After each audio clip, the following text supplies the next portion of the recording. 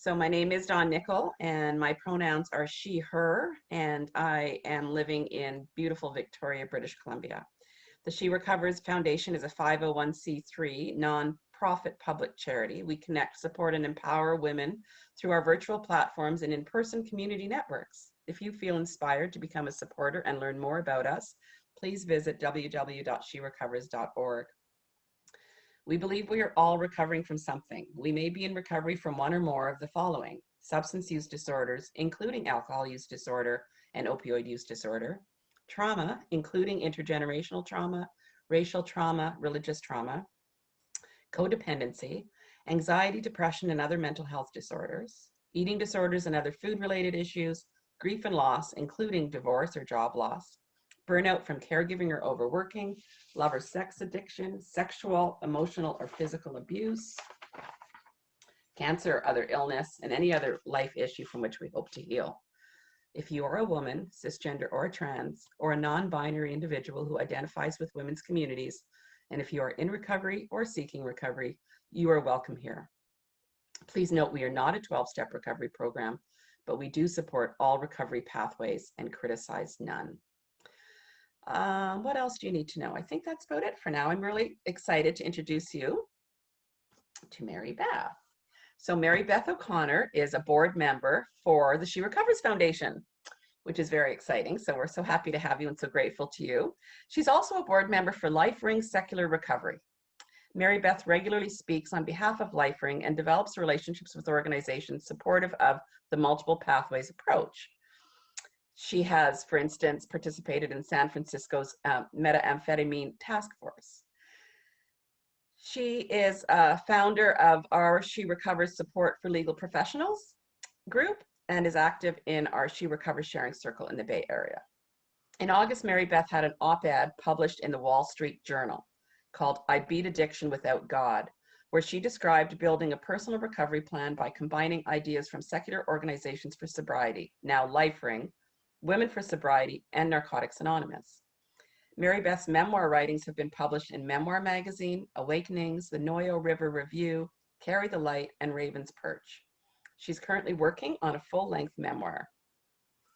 Mary Beth has been clean and sober for 26 years. Like many in the She Recovers community, she also has a history of trauma and abuse from which she's worked very hard to recover. Professionally, 6 years into her recovery, Mary Beth attended Berkeley Law. She worked at a large firm in Silicon Valley, then litigated class actions for the federal government. In 2014, Mary Beth was appointed an administrative law judge. She recently retired so she could devote her time to completing her memoir and be more active in the recovery community. Mary Beth, we're so thrilled to have you here. Thank you for taking time. Although you did retire, you then kind of got another part-time job in law. So we know that you have a busy life, and we just appreciate any time that you can afford to spend with us. So. Thank you, Dawn. I'm so happy to be here today. My story in brief, as I say, child abuse and neglect led to childhood addiction. And I did have a number of traumas outside the home as well that sort of primed me for succumbing to a substance use disorder. So I started drinking at age 12, then pot, then pills, then acid, and found my drug of choice, methamphetamine, when I was 16. I was actually a full-blown addict by the time I graduated high school. I managed to control it somewhat in college until an abusive boyfriend sort of pushed me back into the depths of addiction. And I spent the next 10 years just on a downhill slide. So I went to rehab when I was 32 years old.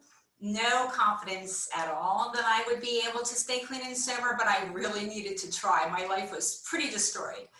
So the first day that I was there, they told me that I needed to find a higher power and turn my will and my life over. And I explained that I was an atheist and it wasn't possible for me to believe in any type of higher power. But they kept insisting that that was the only way. Not the way that worked for some, but the only way. And I don't think they did that because they didn't care. I think that they had grown up in the 12 steps and that's what they knew. But the problem was I was paying for treatment. I thought medical treatment, and they were trying to only offer one option, an option that wouldn't work for me. So at about 30 days, I really had to stand back and make a decision. What was I going to do here? Because what they offered wasn't going to work. So I decided that I would just listen and take all the ideas and suggestions and, that were being presented, and I would just filter them through what I thought would work for me. So I did, for example, agree with them that I was an addict and I could not use any drugs or alcohol. They gave suggestions and ideas for relapse prevention, avoiding triggers, a number of things like that. I actually like the NA one day at a time mantra because I felt like I could accomplish that when I had no confidence in my long-term ability to stay clean and sober. And I liked the drug-a-logs in NA. I know many people don't, but for me, to sit there and hear people tell how their lives had been as distorted as mine, how they had been as sick as I was, and yet it's 6 months and 12 months and 2 years later, and they're putting things back together. And that gave me hope, and I really needed hope that maybe if they could do it, maybe I could do it too. So that's really how I approached it. And I felt confident at times that I could do it my way, but still I did have apprehension because I was faced with the universal consensus that I was going to fail. So at about 6 months, I went to the library because it was 1994 and there was no internet. I found first Women for Sobriety, and I remember going to my first meeting and introducing myself. I'm Mary Beth and I'm a competent woman, and that just felt so powerful to me. And I enjoyed the meetings. The focus was on the ability of women to build a strong recovery if they would sort of release their past and take control of their life. I then found SOS, which is LifeRing's parent. LifeRing broke off about 20 years ago, and I'll talk in more depth about LifeRing in a minute, but some of the fundamental ideas are mutual support, rational decision-making, and each addict's responsibility for her own recovery. I also found Rational Recovery, which sort of evolved into SMART, and at the time their focus was on willpower or free will and relapse prevention. So I synthesized a lot of these different ideas, and I really started thinking about how I could develop the capable parts of myself. I thought about who I used to be. Like I remembered that I had done well in school, and I thought that perhaps my brain and my analytical thinking could assist me in my recovery. I listened to the ideas about building a support group, and I followed through with those. And I grew sort of stronger and stronger, right? For the first 18 months, I did something every day for my recovery. I went to one of my meetings or I went to therapy. And then I started to sort of taper down. And at 3 years, I really felt like my brain had been rewired, like not using was my new normal. I don't want to make it sound like this was like, straight up the mountain, it was not at all. I had a lot of concerns about getting clean and sober at 32. I felt like I had wasted opportunities, wasted my life. I worried my 16-year addiction was going to, prevent me from doing a lot of things I might want to do. I tended to overreact to criticism, especially with work. So there were definitely challenges that had to be done, but at 3 years, I really felt strong in my recovery, and for me, the fight was over.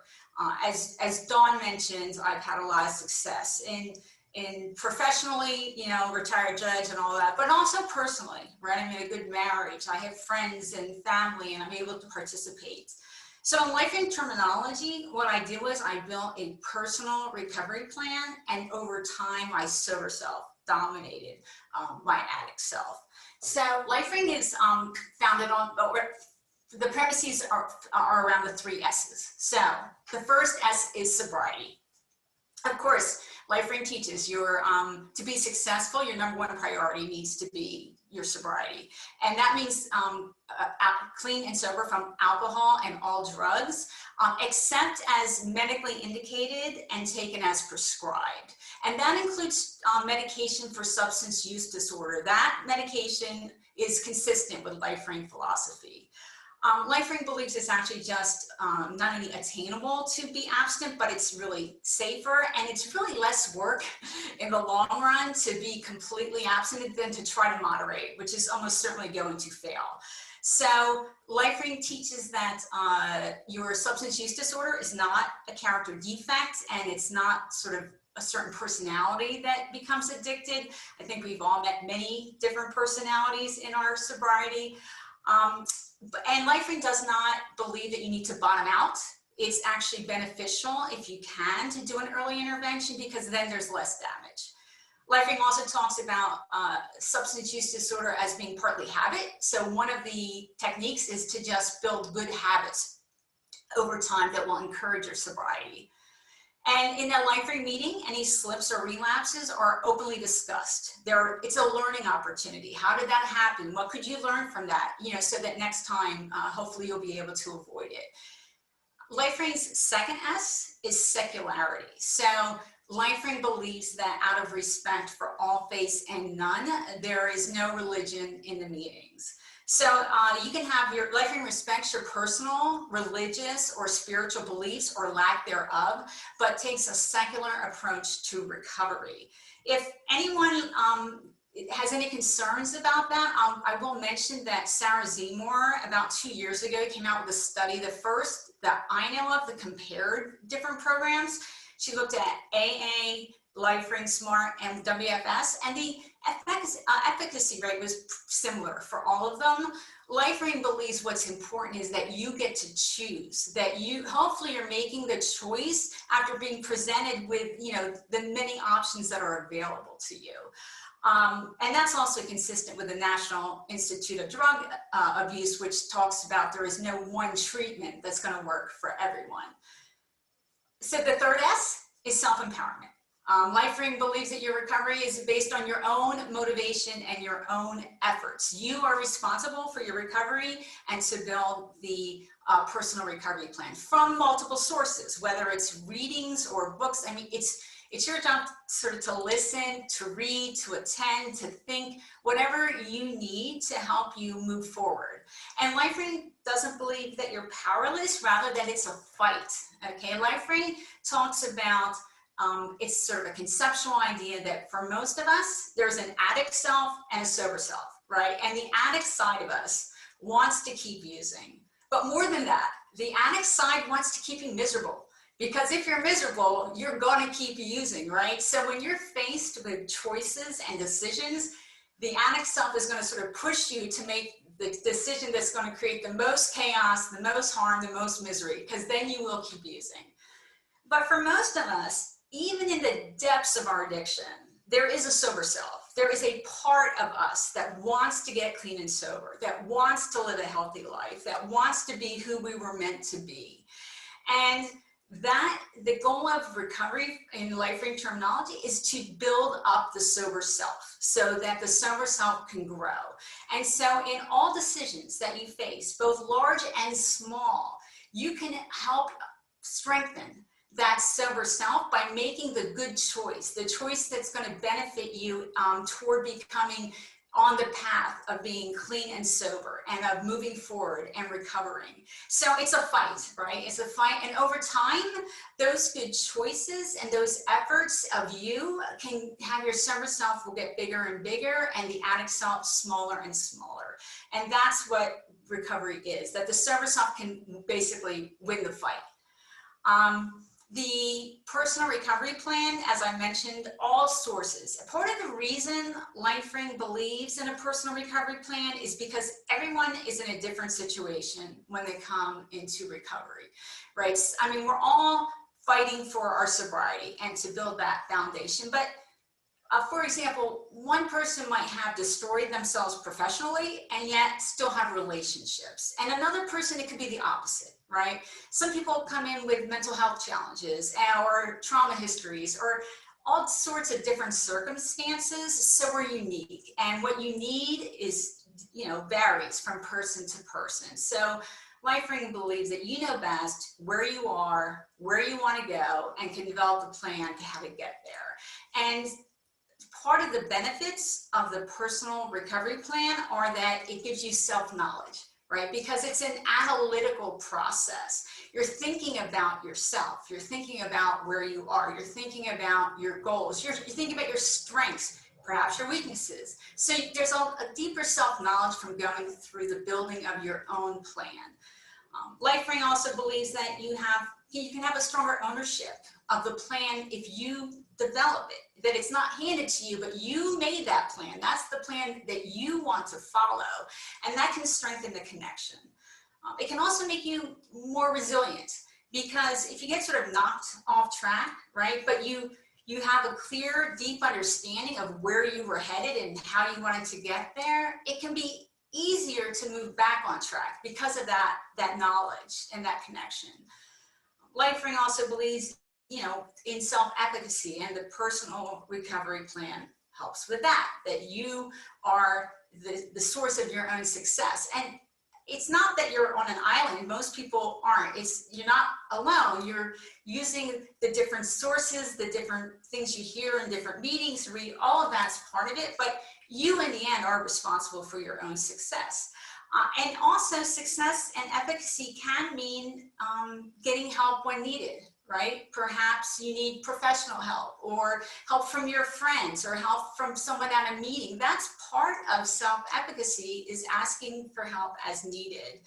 And self-efficacy also involves evaluating how the plan's going, right? Is it working for you? Did you carry it out? If not, why not? Was it not did you overlook something when you were making the plan, and maybe you need to adjust? So that's all part of it, right? And so those are just some of the benefits of building that plan for yourself.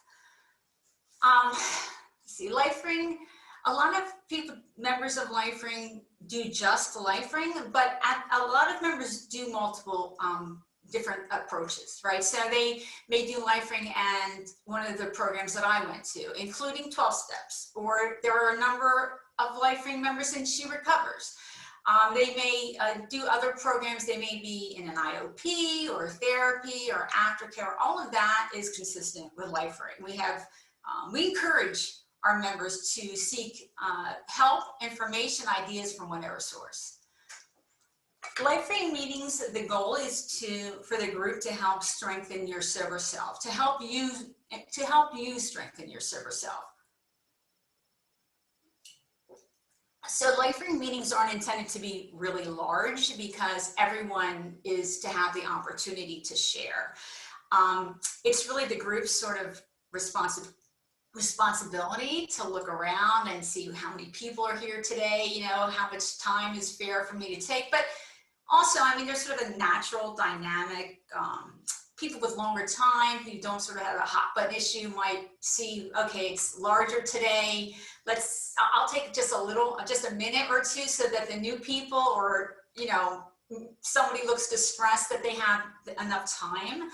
And in a LifeRing meeting, there's actually crosstalk. So members talk directly to each other. They can share ideas, ask questions, provide suggestions. It's the individual's responsibility to filter all of those ideas, right? So part of your personal recovery plan is to decide which of those ideas to accept or reject or modify. But it's still a good source of different information and different approaches that people have taken. In a LifeRing meeting, drugs and alcohol are all together. We don't distinguish, which is consistent with the science of substance use disorder. And a LifeRing meeting doesn't focus on a drug history. So a LifeRing meeting is about how was your week and how's this week. So how was last week? Okay. Did you have any struggles that you weren't expecting? Did you make a decision that you regret? Did you have a plan and you didn't carry it out? That's all fodder for the discussion. But a LifeRing meeting is also about what successes did you have last week, right? Did you have a plan and you carried it out? Did you partially carry it out, and even though you weren't 100% successful, that was still a step forward for you? That was still an accomplishment? Did you have an unexpected challenge and you handled it really well and you're very proud? And the group is going to be excited for your success, right? They're happy to see you moving forward. And so there's all of that sort of bonding and opportunity to sort of just share your joy as you're moving forward in your plan. And then the other side of it is, how's this week looking? So, for example, do you have, for the first time, a work event where alcohol is going to be served? Are you going to a family event and some of those people are trouble, you have challenging relationships and you want to maybe just say it out loud. Maybe you want to announce your plan and then come back next week and tell us how it went. Maybe you want to ask for ideas. Who has faced this situation? How did they handle it? What worked for them? What didn't? So that's all the focus of a LifeRing meeting. And then at the end, we actually clap and go, yay! And there are a couple reasons for that. One is just to end on a positive note, but it's also to remind everyone that they have had some success that week, right? I mean, even if you're only at the meeting, that could be the only success, but usually you had more than that. And so it's just part of that reminder that your efforts have been successful and that you are moving forward in your plan. Let's see, LifeRing meetings we've been online for a long time, but most of our meetings were face-to-face. We had hundreds of meetings around the country. We have meetings in different parts of the world, Canada, Ireland, particularly large LifeRing communities. But with COVID, it's all Zoom, or almost all Zoom. And so the meeting schedule is at the website, lifering.org. I would suggest, if you're interested in LifeRing, that you try maybe a couple meetings, because like every other program I've ever been to, different meetings have different personalities, and that can be the convener's approach, the ratio of new people to people with longer time, or just the personalities of the regulars in the meeting. LifeRing does offer women's meetings, and we have a workbook meeting. So speaking of that, we have several books. They're all available on Amazon. We have our basic text is called Empowering Your Sober Self. And that goes into the science of addiction, as well as much more depth about the 3 S's and the sober self versus the addict self, and building a personal recovery plan. And then we have a workbook called Recovery by Choice. And that's actually a useful resource even for non-LifeRing members. So the book is broken into 9 domains. For example, one of the domains is your environment. So what's your sort of risk of your environment at home, at work, out with friends? Another domain is people. So for example, who's actually being helpful in your recovery, how to identify the helpers, how to handle the people who aren't so helpful. And even though we don't talk much about history in meetings, there is a history section, a history domain. And that's part of what I sort of mentioned in my process, which was to think about who you were before your substance use disorder took hold, some traits and characteristics that you can use in your recovery, and also to analyze the impact of your substance use disorder on your life. The book is not going to give you an answer or the answer. It's really a self-analysis tool. It has checklists and worksheets and ideas for you to think about and go through. A lot of members do the whole book, but you're not required to do the workbook, all of it, or certainly not in order.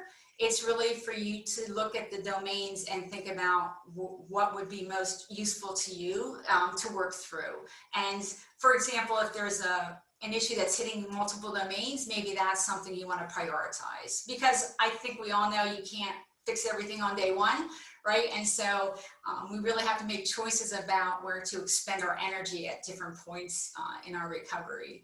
There's a relapse prevention chapter, and at the end of each chapter, there's a 3-month and a 1-year review section. And one of the reasons for that is really just to remind us that the personal recovery plan will most likely change over time, right? It's not going to be the same on day 1 at 6 months or a year, probably.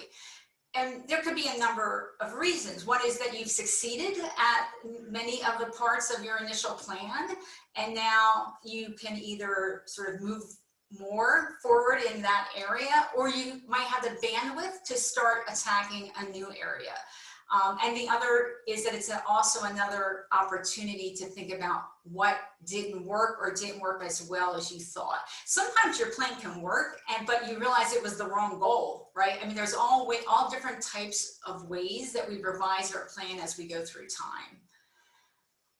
There's also a book called How Was Your Week, which is for the conveners, but it does have a good section about how to encourage self-empowerment that can be useful for everyone. And at a LifeRing meeting, the convener's not the boss of the meeting, okay? The convener gets the meeting going and keeps it on track, but it's the members' job the members are really responsible. So this could be helpful as to how to help each other move forward.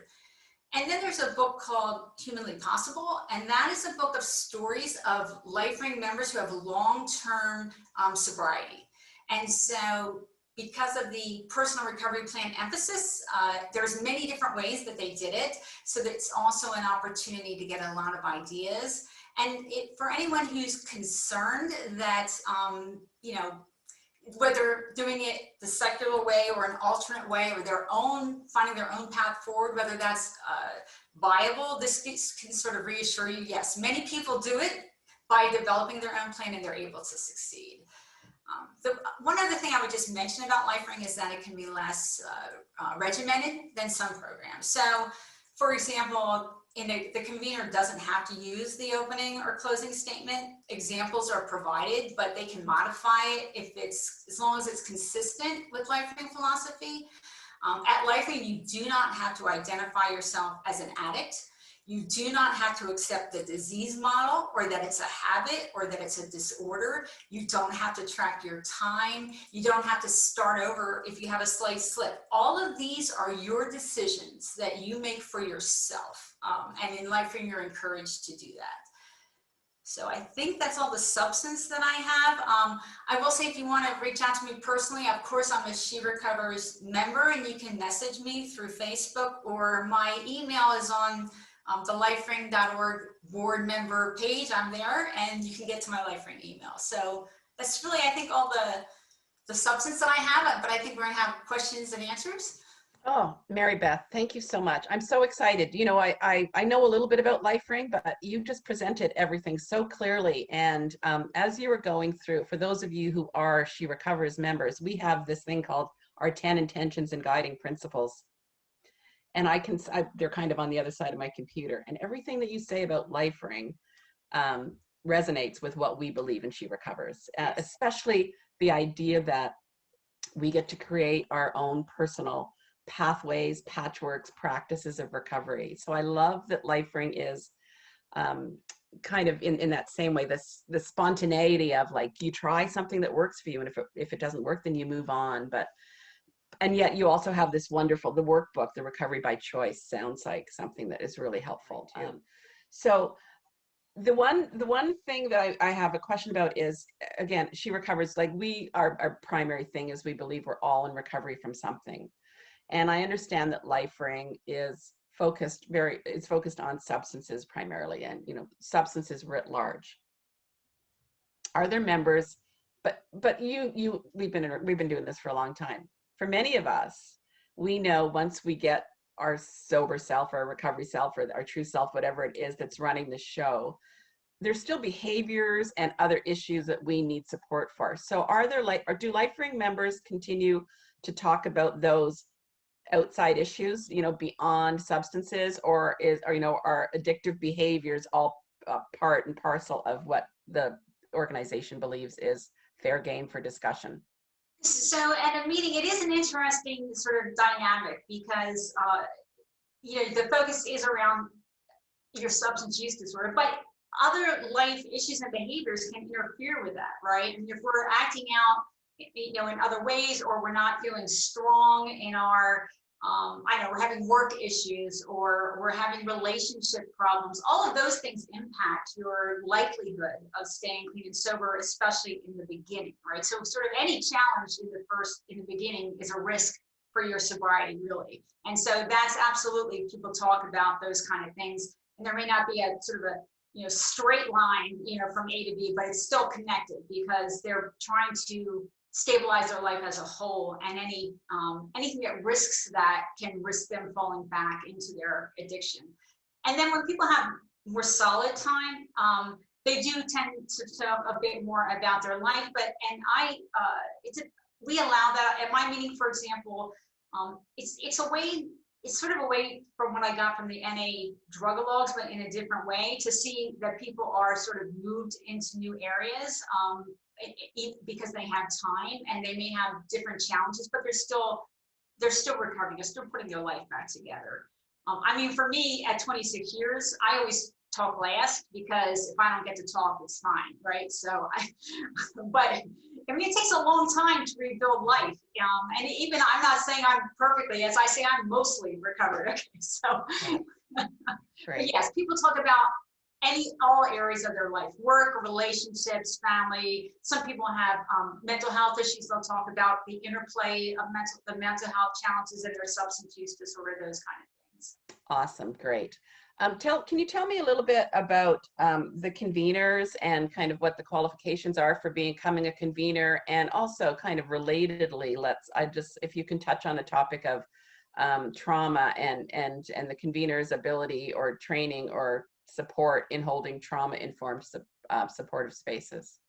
So the conveners it's peer-to-peer support, right? So conveners aren't professionals, there's not training. Now we have the workbook, and the workbook talks a lot about how to run an effective meeting, about issues that might arise that the conveners help to suggest to handle them. There's a convener group, and people will throw out something that happened at a meeting and get ideas from the other conveners. We have convener trainings. The board members are always available.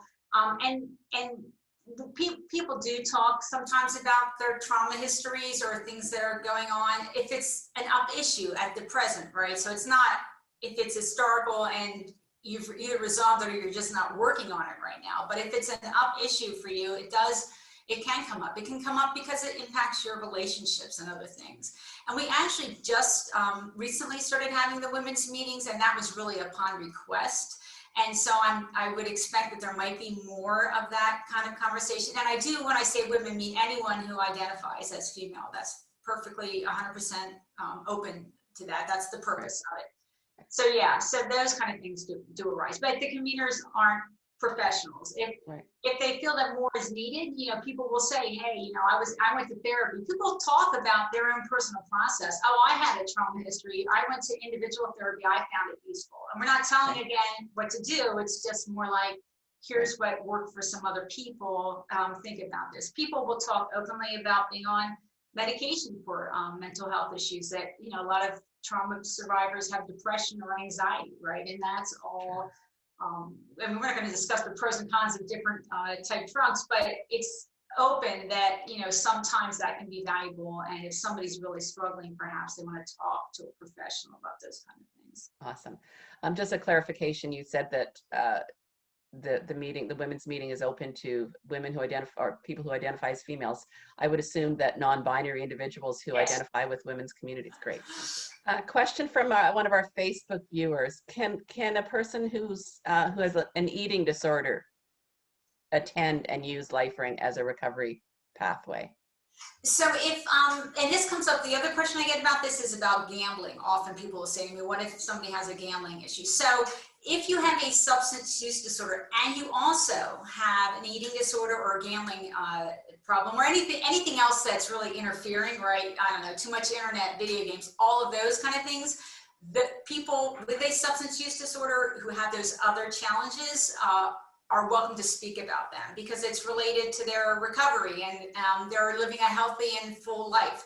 If you only have those other issues, then LifeRing would not be the best fit for you. So hopefully that's clear. But if you have them and you're also struggling with substance use disorder, you're absolutely open to talking about them. Yeah. Well, I'll say a couple things to that. One is that the most recent data I saw is that if you get 5 years, approximately 85% will never pick up again. Okay, so that's a very high number. The other thing is that when I was an administrative law judge, I actually saw a lot of medical records, and the doctors would write in remission for people who had long-term recovery. And to me, that is an appropriate term. And I too, I doubt I'll ever use it again, but I will say that I know that that addict self is still in me. Like I do still feel a connection to her in a way. I don't think she's going to, you know, break out and take control again, but that was a large part of my life. I mean, you know, I would use from 12 to 32, and I was really in an addiction for 16 of those years. And I know that I draw a hard line. I mean, I don't test the edges, right? First of all, what I say is, you know, to the newcomers, I know it can be hard, but the reality is that in the long run, even though you are giving up, what you're giving up is like this big, okay? And what you're gaining is like this big. It's just not worth the risk. So I do not play with the edges. And I don't think it will ever happen. And I do view myself as in remission, but I still haven't forgotten, you know, that addict self. I know she's in there. Oh, absolutely. And I can't say that I never will use again. I don't claim that, but I guess for me, I can claim that I am in remission and I have got this under control. Like that's how I feel today. Yes. And I think that if, again, in the medical system, in the world, in the social systems that we live in, if somebody could if somebody was seen as being in remission, how much that would take us to demolishing stigma.